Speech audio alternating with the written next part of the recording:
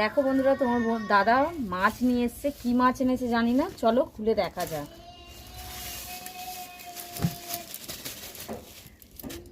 এই গরমে এই জ্যান্ত চারা মাছগুলো খালি ঝোল খেতে হবে।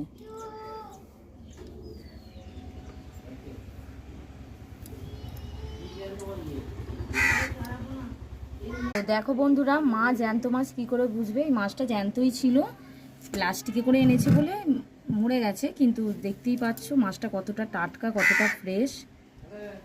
এর কানকো দেখলেই আপনারা বুঝতে পারবেন। তো চলো মাছটা কাটা যাক।